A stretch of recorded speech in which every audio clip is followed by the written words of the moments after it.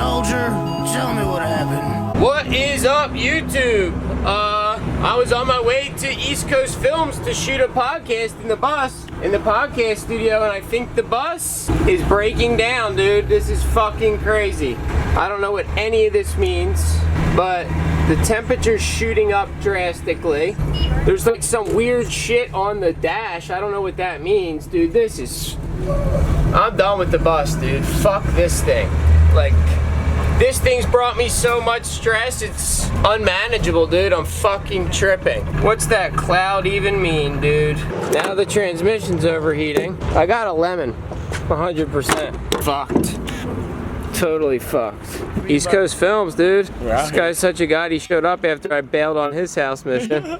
We got it. I mean, I wanted to show you the compound for sure, but I'm coming. I'm gonna come over. Yeah.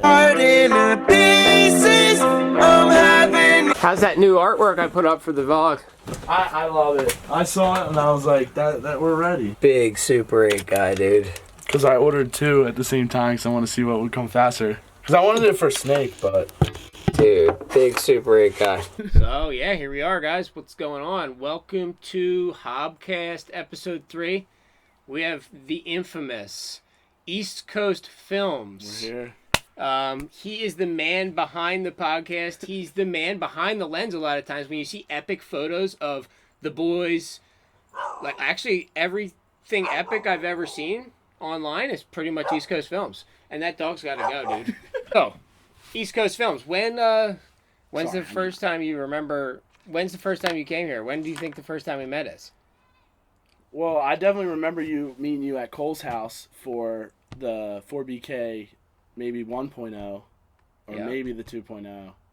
It had to be 1.0 because you came here before 2.0 and met my daughter when she was walking around on the glass with bare feet, and that's when I knew you were a nice guy. Because you were like being super nice to my daughter. Well, yeah, I mean, she was cool. I mean, I grew up playing in the creek and in the woods. That's why when you come to the compound, you'll see exactly what I'm talking about. Like, it's one and the same. Dude, I can't wait to go to the compound. We were actually supposed to film this podcast at East Coast Filmz compound today, and the bus broke down on the way there, so he was generous enough to come to Land of Thrash to film this podcast. Yeah, I don't know. I tried to write some stuff down about this, but... Nah, we don't need anything written down. So, what got you into photography? That's a great question. No, I don't need to be whack like that, but... No, really, though, like... But, I mean, honestly, like, what it is, and, like, I just found a couple photos, actually, of, you know, a couple of, like, what we were talking about using that old Canon Rebel T3i, and, like, a couple of my buddies at the skate park. Like, it was definitely a lot of skate photography, like, in the beginning, and, like, even, like, with a Sony Handycam, like, way back in the day, like, elementary school. So, like, on mini DVs. Yep, and we had, like, you know, my elementary school was right on the edge of town, and I could walk through the woods, so we would go and, like, bike and skate in the town, and even when we were hell young, we'd be scootering, but, like, whatever we had on wheels, we were rolling. Like, penny boards, literally, we tried everything, and, I mean, and you were always documenting, like, your crew, you were always the documenter of your crew. Yep, I was all, like, whether it was, like, for these kids or a couple homies, but that's what brought a lot of people together, honestly, too. And, like, I mean, now we're 22, and, like, that was when we were fucking, you know, probably 12. So, my question to you is, you got into filming kind of the same way I did, like, just filming. Documenting the times. Just documenting the times. But, like, at what point were you, like, I'm addicted to photography, like, this is my deal, like, I really care about photography, whether I blow up in photography, whether I get famous, whether I make money, like, this is my passion type thing? Yeah, I mean, definitely had to be the point of me, like, a year ago or so or whatever, like, right when COVID started.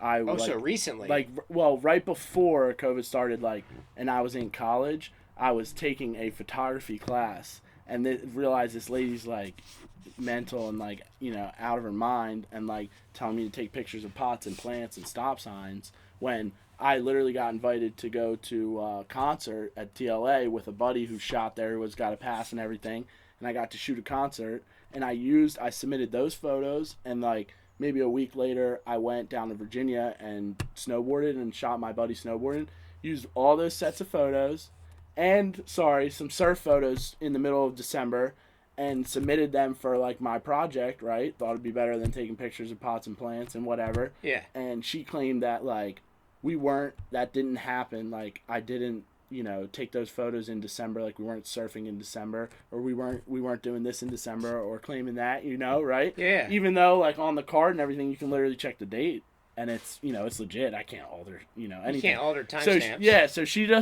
just wants to ruin the creativity. She's saying not the assignment just because I didn't turn the ISO to this or know when to do that. Like, that's not what I'm concerned about. Like, sure, I'm concerned about the fundamentals of when you're shooting, but like it was honestly about like this lady giving pushback and seeing all these other types of people, whether they're shooting action sports, they're just shooting art, literally whatever, vlogging, like, what you do with the crossover of everything, even Paul now getting into like, him filming with his GoPro and everything, like literally whatever it is.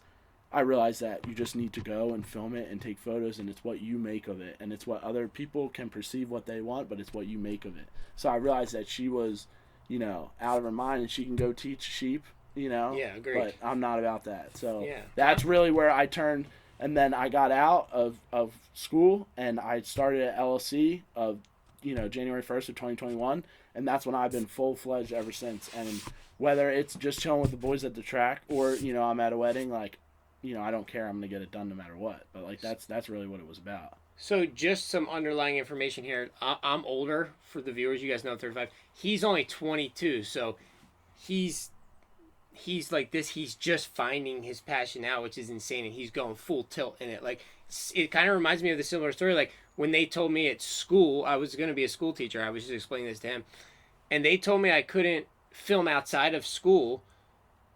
Get rid of your YouTube channel if you want to be a teacher. And I got rid of my teaching career because I wanted to do something that felt right to like my soul, if that makes sense. And we're both not even saying that it's like about getting to a point where you need to be like, fuck you, I need to be out. No, it's getting to a point where, is that really what you want to yourself to reflect? And like, that's only what matters, because like, you're you know what I'm saying? Well, you have to live with yourself. You get deep, but like, it's what you say every day. Like, you're living with yourself and you're making goals, and if you want to make those goals, cool. If you just want to sit around and you want to go work or do whatever you want to do, and like, that's what you want to do, like, that's cool, but you just got to keep moving. And like, people telling you no and stopping you is just, that's where you hit the road of, do you fork? And like, I think we both fork, and now it's like, what would you be telling yourself when you're 22? Really think about it. If I was 22 now, I would honestly go more into my passions and care less of what people think, because I'll admit, like, I always was a very strong free thinker, but there was a lot of times where I let other people's opinions or my parents' opinions, because I lived at their house and stuff like that, like, I did allow them to affect choices I made, like, maybe not put that content out, or, maybe not do this, and who knows if it held me back, or who knows if it helped me, but... Like, why are you filming this? Why are you filming that? Like, who cares about that? Why are you filming yourself smoking pot, for instance? Like, that kind of shit doesn't matter now. Look at everybody else. It's legal. Snoop Dogg's on fucking the Super Bowl smoking weed. If I had my wallet, I'd pull my card out. Yeah. But, No, I know what you mean, and, like, it's honestly insane, like, if you don't mind, like, what age did that conversation happen to you at? Well, I'm a late bloomer, so probably, like, 25. Okay. See, that's wild to me, because like I've been this way even since like I've been like even 19. Oh no, like, I was anti the grain for a long time, but when I finally made my decision is when the system told me that my reality wasn't a reality. Yeah. If that makes sense. That's perfect. Dude, 4 heart surgeries. You got to tell me about this. I mean, it just what age? Like, what age did you realize you had a bad heart? Because I have a bad heart. Yeah. That's why when you claimed that the one day, like, I was... Like, I'm supposed to get heart surgery and too scared to get it, dude. That's what you don't get. Well, like, I take medicine every day, don't drink alcohol at all, and that's one of the reasons why I struggle with my addiction of weed so bad, because I shouldn't be smoking weed, because it makes my heart flood. Like, I wake up in the middle of the night, and if I go to the bathroom, really? I almost pass out. Wait, really? This is 100% true. I'm not making this up. Like, party or anything? Ask Paulie. I woke up in the middle of the night after drinking with him, legitimately couldn't walk, nothing, fell out of the tent. He was like carrying me back to my bed. We almost had to go to the hospital. You know what's gnarly? When I drink, like, I mean, obviously I'm very paranoid, but like the other thing is that like when I come home or wherever I am or whatever I'm doing, like, I don't go to sleep until I feel like as myself is like not drunk anymore, because I just have that thing in my head like where I just can't. Well, that's what you're supposed to do if you have a bad heart. Because my heart and I'm up and I just don't. I'm scared to go to sleep. That's what happens. And that even stems from like the whole concussion thing. of not wanting to go to sleep. I literally, my first 2 concussions, I stayed up all night. I was so scared. I think the first one I stayed up for like 2 days. So when did you realize you were having a bad heart attack? Well, yeah, so I was about, I think I was like, almost 2 years old or so at that point. And it was like, my mom and dad were saying like I wasn't 2 years old? Yeah, I was young. It happened from 2 to like 6. And I wasn't eating properly, right? Like I wasn't feeding at all because the top of my heart was like, it had a blockage. But when you're that small, a blockage isn't really anything because, everything's so tiny and whatnot. And then eventually, like, they took me in, like I was saying, and the pediatrician, like, couldn't find anything wrong. And then little do you know, like, we go and get some further tests and whatnot because a couple other things were happening, whatever. And then that led to, you need to get surgery now. So at what age did they figure out, like, you're kind of... About 3. Wow. So it took that long. But you weren't mentally tripping because you're so young you don't know. Do you know the only memory I have from that, actually, from the strain of like that to whenever they stopped 5 or 6, is I slept on my parents' couch every night in their bedroom. They put a couch in front of their bed. Yeah. And I did not sleep in my room, however whack this is. And I would get up because my schedules were my surgeries were scheduled for like 3:30 in the morning. So I'd like, and I couldn't eat 24 hours before, so they'd have to be watching me from 2 o'clock the next day, and so, or the day previously. So then I'd be like sleeping there all night, and then all I remember is getting woken up, getting put in the car, and then going, and then I got put under. So, do you still, so they stopped surgeries at what age? 6, 7, you're saying? 5 or 6. So you haven't had a surgery since you're 5 years old? For my heart. How's that? You have a big scar on your back. That's when you were a young kid? Yeah, so the reason... So it, like, grew with your body? Yeah. So that's gnarly because it's, like, growing with you and you're, growing as a person. But it's gnarly that they open you up from the back because this girl who was a lifeguard at a swim club that I grew up going to has the same exact scar and same exact surgery and everything, whatnot. But it's from the front. Yeah. Because she was a few years older than me. That's all that matters. No, and they have to it's really gnarly from the front because they have to break your shit open here. Well, yeah, because it's like the sternum. Yep, and your rib cage, and when you're a baby, everything's so brittle. Like I still have skin around my scar because I was so young. They call it like new baby skin or whatever the correct term for it is. But if you touch it, like, I can't feel it to a certain point, and then once it gets to like the old skin, it's very ticklish. You're a guy. You know what I'm saying? Yeah. So like when you got an itch there, and you got an itch, you're like, oh, like, like you can't get it. It sucks. So mine hit me when I was in 9th grade. I kept telling my parents, I'm gonna pass out every time I run. Like when I was at lacrosse practice. What happened when I was at lacrosse practice? The coach kept telling me, keep up, and I was literally tripping like, dude, I can't breathe, right. I can't keep up. But what's it to him? Because he could keep up, right? Give a fuck. Right, he could keep up. He's an asshole. But anyway, so I didn't have any surgeries on it, but I've been having a problem since 9th grade on my bicuspid valve. Okay. There's 3 flaps on a normal person that flap up and down to push it. I only have 2. So when I'm doing too much stuff, like it can't keep flapping enough, so my blood gets stuck in the bottom chamber, and then when it pushes all out at one time, like makes me feel like I'm gonna pass out. It's like an extra beat in there. Damn, it's really sketchy. That's gnarly. Homie to homie, like, do you get gnarly about thinking about it? Do you get really paranoid about it? Yeah, but why we can't let it's all perspective. Like the way I truly view my heart, and this is gonna sound totally messed up, is it's allowed me to truly stay away from alcohol, which it's such a social thing to drink. Like, I don't feel weird anymore, like, not drinking. Like, I did, like, when I first met the pit bike guys. Like, I got sucked back into drinking because I felt weird. Like, all the boys are drinking. I might as well drink. But then, like, it's helped me be my own individual person in life because it's like, dude, I get up at 3. I have goosebumps thinking about it. Sometimes I get up at 3 o'clock in the morning and go look in the mirror, like, and I'm thinking, like, dude, today could be it. Like, you feel so fucking weird right now. Like, that's why I smoked weed for so long. Like, I just was getting rid of those thoughts. Yeah, I can amen to that. You know what I'm saying? Like, definitely hear that, and I'm definitely going to not say I haven't. It's actually tripping me out. Like, I don't usually talk about me out it, you know? Too. That's why I'm, like, just wondering. The truth of the matter is, dude, it doesn't matter if you're married or anything. Nobody really, really, really, at the end of the day, is worried about anybody except themselves. And that's fucked up reality to live in. Because, like, my wife can sit on the couch and tell me she cares, but is she laying in her bed at 3 o'clock in the morning fucking sweating bullets thinking she's going to have a heart attack? Sorry, she's fucking snoring. Yeah, facts. Like, I'm not being That is mean also about true. it. She's so supportive, but she can't truly care about something she can't feel.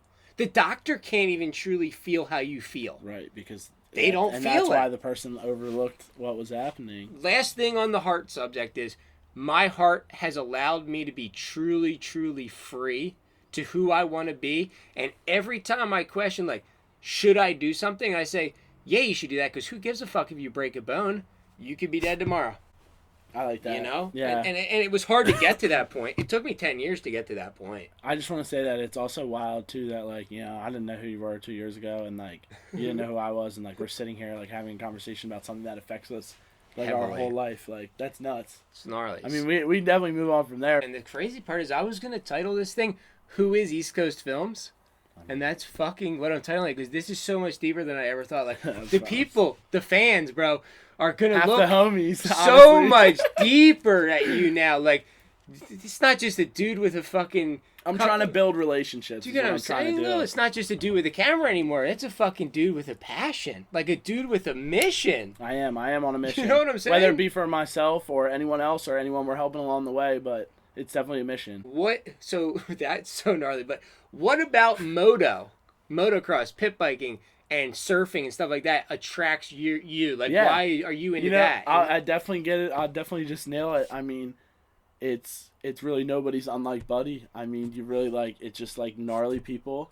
Like, how many different kinds of people have we met? I mean, I've met a ton of people that live freaking 20 minutes from me. I'd have never freaking known that, you know? And then I want to sit here and say, oh, the town I live in sucks. Like, it sucks. Well, drive 15 minutes and you got a homie's compound. Or you bring the homies to yourself, you know? But it's really like, the shout out to the Brad and Garrett Kenny, like really giving me the start of like taking me to Club MX for my 21st birthday. Wow. And that really helped me because sure, yeah, whatever, you party when you're at the track and you do all that fun stuff, but it really helped me like, shit, like I'm not going to go out just to sit at a bar. Like, no, I'm going to go to a track. And it's like, they just opened the whole new world of like, live it. Like I stayed in an RV for a weekend. I'd never been in an RV in my life. That's what I'm trying to do. I'm trying to up the homies' production value.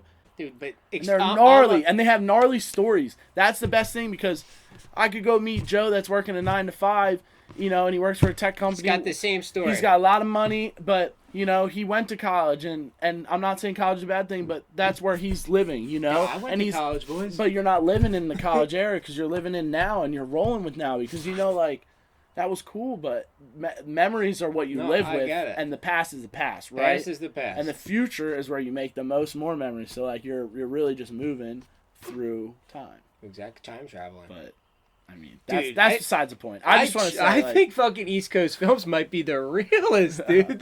I'm not I even like having kidding. conversations. This guy's the realest. That's what we're doing here. Like when did you move here? Like when did you come to PA? So, oh man, so like I went to college in New Jersey, and then I was engaged to some lady who was pretty much my high school sweetheart. We went to school at the private school down the street, and we kind of just wanted to be in PA, like, you know, so we lived here. I worked for my dad, but then she left me. I moved to New Jersey and met my wife, but I was only in New Jersey living on my mom's couch for a couple of weeks. Met my wife, she got pregnant, and then I was like, look, we got to get back to the holy ground. Like, we got to get back to the promised land. Were you working in Jersey? Yeah, I was plumbing. Okay. In Atlantic City. Yeah, I was trying to just surf. I was trying to just get the fuck away from like my old life. So I knew I needed to get back to the promised land to be able to provide to the universe. Like, I can't provide to the universe in New Jersey because I just become part of that system. Yeah, you're so mobile here. Like, Yeah, I so can just mobile. do whatever I want, and I have so much more freedom and like back into maybe whatever was a little more respect here too. Like because I look like a hick. In New Jersey, you get like a little judged looking like this. Really? I think so. I just wasn't sure because again, like, you know, I only met you however I long came ago it here was. for just because I wanted to chase my reality. Like I always talk about, like this is my whole family lives in New Jersey, bro. This is my reality, no one else's. Yeah. That's the difference. That's why I claimed it, because I'm like, damn. That's why. But that honestly gives opportunity, because like if that had happened, I'd have never met you. Like, sure, maybe it'd have been one of those things where I'd be like, yo, whenever I'm in Jersey, like, Yeah, I'll see you on the beach, dude. Like, maybe you'll catch me on the beach, you know? Hang 10 teeth on a fudgy wudgy. You know what I mean? Yeah. Be like, yo, is that Hob? Holy shit. Like, but nah. It's crazy. Nah, that's fire. I was just curious. Because, like, I mean, obviously I've been in Westchester my whole life, so. Yeah, but you're a legend. I'm ready to make movements, but I know that it's got to be, like, It's got to feel right. Yep. And that's It's why. got to be right. And you know what's crazy? I'm picking and choosing. I was a person that hopped at everything, but then I've realized that when I've been into those situations, like, what the fuck am I doing? Like, I'm the one that's here, not anyone else that told me, like, you need to go make that money. You need to go make that money. You know what I'm saying? But then you realize, like, if you don't do that, sure, you're going to be broke and you're going to be poor and you're going to have people bitching at you for a couple weeks, or a couple months, but then maybe something will pop up. Maybe that'll up them their ante a little bit, but still, like, not like anybody that I have contact with about that, like, has any relevance of what social media is. And that's fine. And that just sucks that we grew up with it and they didn't, but, like, that they just got to live with that. That's their not reality and it's mine, but yeah. I mean, whether I want to have it on my phone or not, like, that's how I have to get East Coast Films photos out there. You know what I'm saying? And it's fine, but I just, that's why it'll never be corny. It'll always be, what do you call it? Like, when it's real. Reality? Yeah. It's a reality. All right, boys. Hope you enjoyed that shit. This guy is the realist. If you're not following his Instagram, at East Coast Films with a Z. What do you have? Facebook or no? Yeah, I have Facebook, Instagram. I have a page. Not too many videos on there, but we're definitely moving as warm weather comes up and the boys are moving. But the Instagram's heavy. My website's on there, and you can just take a look through. Everything's free. If you see a cool photo and you want to download it, please download it. And I really don't care. Tag him though. Tag him, boys. No tag watermarks, man. We're not about that, but that's basically it. East Coast Films is the realist. So stoked he came here. Thanks for everybody for tuning in, and that was episode 3, boys. We'll have to butter you Legend. out. Peace. Boy up. You. You.